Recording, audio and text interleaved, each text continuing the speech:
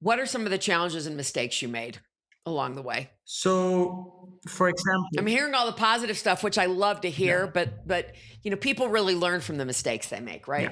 yeah. So I will tell you some of them. I think I make mistakes all days, but every day I Well, make some yeah, mistakes and we learn from them. But for example, when we started the company, we were giving out our platform for free, right. and I remember that we made a deal with a big company and we gave it for free. And it was because I just was wanting, like, hey, I want to get my platform to a lot of users. That was what I'm thinking. But I was not thinking that we needed money to Right. continue growing. So I remember even our credit cards being like up. I was 18 years old. My father was like, "Hey, what's Yeah, what's maxed going out, right? on?" Yeah, Because I right. was using his credit card. Uh-huh. So so that That's great. that the thing is that what happened is we gave it for free. A couple of years later, I learned they had money for platforms like ours, and in that first year we built the company. We could made $1 million in the first year if we did not give it for free. As you said, yeah, which is I, impressive. I I call it a Yeah. $1 million mistake, because we almost made $1 million in the first year. We made the $1 million after three, Yeah. 4 years, but that first year, if we did not give it for free, we could make at least $1 million. Sometimes I think Hmm. God makes things for a reason, or things happens for a reason because we were Hmm. 17 years old and you Hmm. never know what I can happen with agree. a Yeah. million dollars and having 17 years old, and being just Yeah. two people in the company. Like literally the $1 million came to those two Hmm. people. That's right. So I think things happen for a reason, but that's one I do mistake, too. and Hmm. we learned from it. We changed our business model. We almost went Yeah. broke. We had a lot of debt at that time, Hmm. and I go back to the force of spirit. It's like, hey, we need to continue. We need to try again. Hmm. Um, and that's one. Another one. I think, for example, we started hiring people, and that's also something we learned.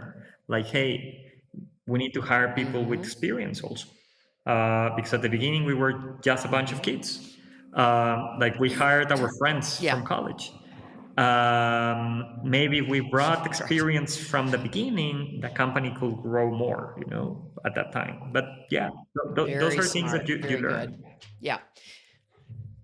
Yeah, I'm really glad. I'm really glad you said that. I was going to get to that later on, but to talk about that you're approaching 100 employees, at the types of mistakes, because I believe, especially first time founders, but all founders make this mistake of hiring their friends and relative, the friends and family thing, Right. right? And then they realize, oh shit, what was I thinking? This person's not a fit. They don't, they can't. I mean, that might be a great cultural fit, but they don't have any skills and abilities, and or vice versa, right? And it's a matter of fine tuning and balancing, right? I mean, you have to have cultural fit, but you also have to have somebody with skills and abilities, because startups making mistakes can cause you to go out of business, as you just Yeah. pointed out, which you almost, you thought that's where you were headed, Yeah. was to go out of business. So I think that's, what did you do, Guillermo, to adjust that and realize this is not working for us. This is what we need to do to change it from a hiring standpoint. Yeah. So when we start when we start having mistakes on the product or mistakes on the sales, it's like, hey, we're not on the right path. And That's then right. you find out that also it's not about the well, ideas are important. It's not about the processes Yeah. within a company. It's really about the people, and you find out that Ah, through bravo. time. Mm-hmm. Because you can hear a lot Mm-hmm. of organizations say, or a lot of people say, like, hey, if you have the right processes, if you have the right business model. I Mm-hmm. don't think that's true. I think it's Yep. really if you have the right people. I couldn't agree more. Because it's the right Mm-hmm. people and the right vision, the right dream. If you have the right people Yep. pursuing Yep. the right dream, you can change business models, you can Mm-hmm. change processes, you can even change your product, Mm-hmm. right? Mm-hmm. uh, and you will Mm-hmm. accomplish things Mm-hmm. because you have the right people and you have Mm-hmm. that people pursuing the same dream. Like in our case, our dream is Mm-hmm. really, I will say, helping people to, I will say, helping people to achieve success, or helping people to achieve their own purpose and get to their own purpose. Um, Mm-hmm. and when I talk about our dream, it's really about transforming education. Education transforms generations, because if someone goes to college, Right. That's right. their whole family, son, grandsons, whole generation change. And if we are capable of that, of transforming how education works and getting to millions of users, it doesn't matter the product. It's just really what's the Yep. vision. And you can change the product, you can change processes, you can change anything. But the people that Yeah. make that true That's is what makes Yep. sense. Well, that's right. And this is exactly why I do what I do and what I've done for so many years, because it's ultimately always about the people. And a lot of founders and a lot of CEOs give you lip service. Oh yeah, people are our most important thing, but when the rubber meets the road, their actions do not reflect that, Agree. right? So, that it certainly sounds like that's what you're up to, and that's really great to hear. It's music to my ears, frankly. Um so when you look at the number of, almost 100 employees you have, where are those people geographically? So, uh-huh. And as you talked about expanding into the United States this year with the $5 million investment, how many of those 100 are here in the States, Yeah. and so on and so Yeah, so forth? in the US, right now we have 6 people. We are hiring 8 Okay. more in the next quarter. Okay. And the Mm-hmm. rest of the people is in between Mexico and Colombia. We have Yep. some people when the pandemic hit, it started to don't matter where people is.